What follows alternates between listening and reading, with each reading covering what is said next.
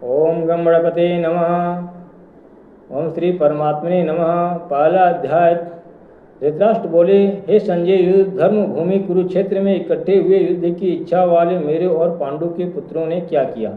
इस पर संजय बोले, उस समय राजा दुर्योधन ने व्यूह रचना युक्त पांडवों की सेना को देखकर और द्रोणाचार्य के पास जाकर यह वचन कहा, हे आचार्य, आपके बुद्धिमान शिष्य द्रुपद पुत्र धृष्टद्युम्न द्वारा व्यूहाकार खड़ी की हुई पांडु पुत्रों की इस बड़ी भारी सेना को देखिए। इस सेना में बड़े बड़े धनुषों वाले युद्ध में भीम और अर्जुन के समान बहुत से शूरवीर हैं, जैसे सात्यकी और विराट तथा महारथी राजा द्रुपद और धृष्ट केतु चेकितान तथा बलवान काशीराज पुरजित कुंतीभोज और मनुष्यों में श्रेष्ठ शैव्य और पराक्रमी युधामन्यु तथा बलवान उत्तमौजा सुभद्रा पुत्र अभिमन्यु और द्रौपदी के पांचों पुत्र, ये सभी महारथी हैं। हे ब्राह्मण श्रेष्ठ, हमारे पक्ष में भी जो प्रधान हैं उनको आप समझ लीजिए। आपके जानने के लिए मेरी सेना के जो सेनापति हैं उनको कहता हूँ।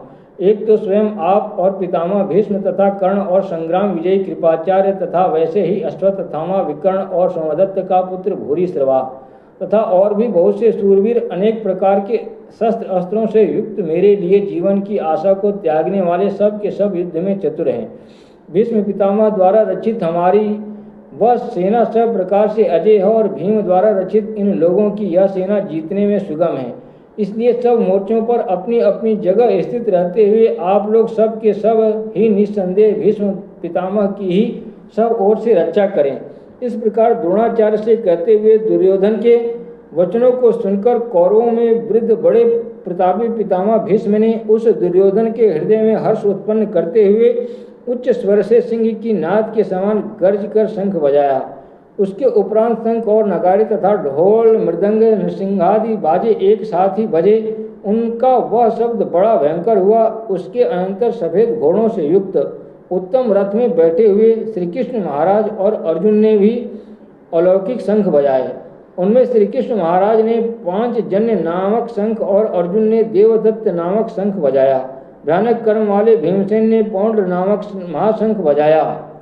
कुंती पुत्र राजा युधिष्ठिर ने अनंत विजय नामक शंख और नकुल तथा सहदेव ने सुघोष और मणिपुष्पक नाम वाले शंख बजाए।